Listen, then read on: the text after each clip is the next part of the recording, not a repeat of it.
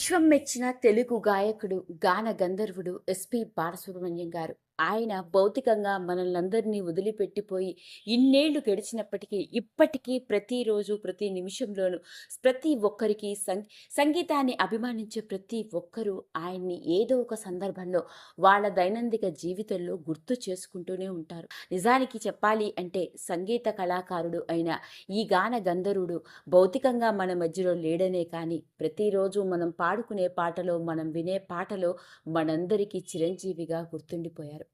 అలాంటి గాన గంధర్వుడు ఎస్‌పి బాలసుబ్రహ్మణ్యం గారికి సంబంధించిన ఏ విషయం అయినా నెట్టింట్లో పెద్ద సెన్సేషన్‌ని క్రియేట్ చేస్తుంది. ఓ వ్యక్తిగా, ఓ గొప్ప గాయకుడిగా ఆయన సినీ ప్రయాణం గురించి, ఆయన వ్యక్తిగత ప్రయాణం గురించి, ఆయన ఉన్న రోజుల్లో ఇచ్చిన ఎన్నో రకరకాల ఇంటర్వ్యూస్ కూడా ఎంతో మంది ఇన్స్పిరేషన్‌గా నిలిచాయనే చెప్పాలి.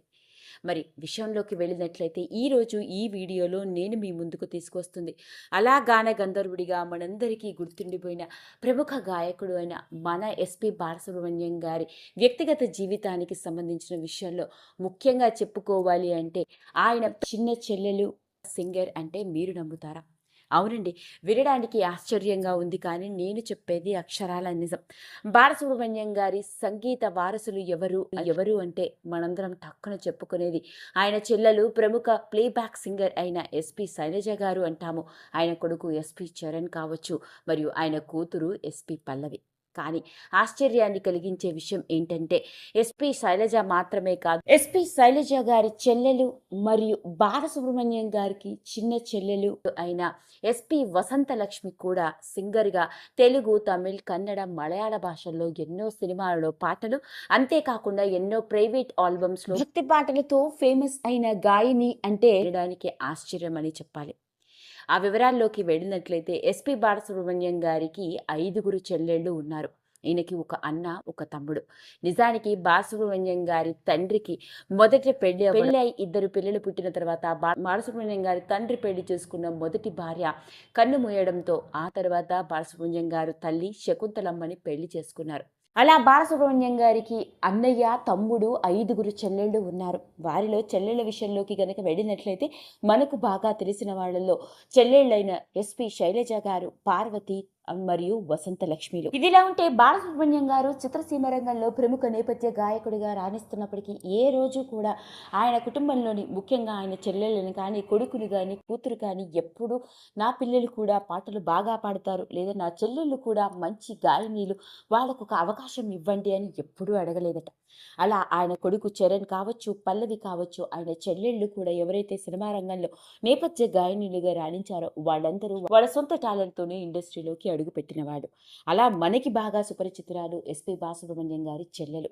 ఇక అన్నతో కలిసి దాదాపుకు 1000కి పైగా పాటలు పాడడంతో మనం బాలసుబ్రహ్మణ్యం గారి చెల్లెలు అయిన ఎస్‌పి శైలజ గారు ఒక్కరే నేపథ్య గాయని అని అనుకుంటాము. కానీ తెలియని ఆశ్చర్యకరమైన విషయం ఏంటయ్యా అంటే ఎస్‌పి శైలజ గారు మాత్రమే కాదు, ఎస్‌పి శైలజ గారి చెల్లెలు కూడా సినిమా రంగంలో నేపథ్య గాయనిగా, అంతేకాదు తన అన్నతో కలిసి ఎన్నో స్టేజ్ షోస్‌లో కూడా పాటలు పాడటం జరిగింది. చూడటానికి అచ్చు తన అక్కయిన ఎస్‌పి శైలజ గారి మాదిరిగానే కనిపిస్తుంది. పాట పాడితే మనం ఎస్‌పి శైలజ గారికి, ఆమెకి పెద్దగా వ్యత్యాసం కనపడదనే చెప్పాలి.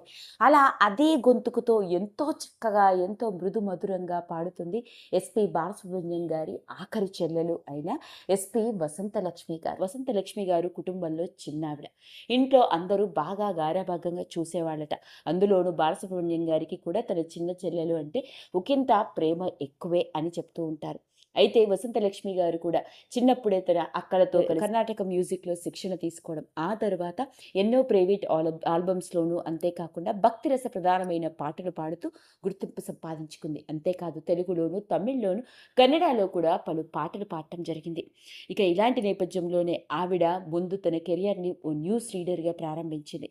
ఆశ్చర్యం కలిగించే విషయం ఏంటయ్యా అంటే ఎలాగైతే పాడుతా తీయగా ప్రోగ్రామ్‌తో బాలసుబ్రహ్మణ్యం గారికి ఎంత కీర్తి ప్రతిష్టలు వచ్చాయో ఈటీవీ ఛానల్ ద్వారా, సరిగ్గా అలాగే ఈటీవీ ప్రారంభమైన తొలినాళ్లలోనే అంటే 1996 నుంచి 2000 సంవత్సరం వరకు చెన్నై ఈటీవీలో ఆవిడ న్యూస్ రీడర్గా పనిచేసింది. ఆ తర్వాత ఈటీవీలో ప్రసారమైన ఎన్నో డైలీ టీవీ సీరియల్స్లో యాక్ట్రెస్లకి డబ్బింగ్ ఆర్టిస్ట్గా కూడా పనిచేసి ప్రముఖ డబ్బింగ్ ఆర్టిస్ట్గా కూడా గుర్తింపు.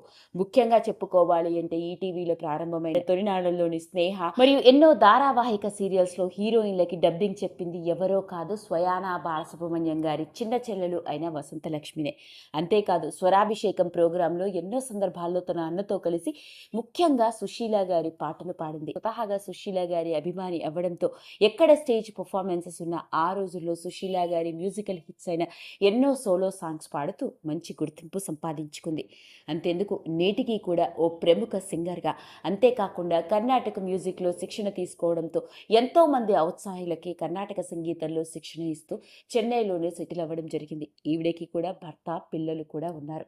అదండి అసలు సంగతి. మరి ఎన్నో రకరకాల విషయాలు సోషల్ మీడియా కథనాల ద్వారా వెలుగులోకి వచ్చి వైరల్ అవుతున్న నేపథ్యంలోనే బాలసుబ్రహ్మణ్యం గారి చిన్న చెల్లెలు కూడా ప్రముఖ సింగర్, న్యూస్ డబ్బింగ్ ఆర్టిస్ట్ అని మీకు తెలుసా అంటూ వచ్చిన వార్త ఇప్పుడు ఇంకొకసారి వైరల్ అవుతోంది. ఈ వీడియో కనుక మీకు నచ్చినట్లయితే లైక్ చేయండి, షేర్ చేయండి, సబ్స్క్రైబ్ చేసుకోండి. మరిన్ని వీడియోస్ కోసం పక్కనే ఉన్న బెల్ ఐకాన్ని నొక్కడం మాత్రం మర్చిపోకండి.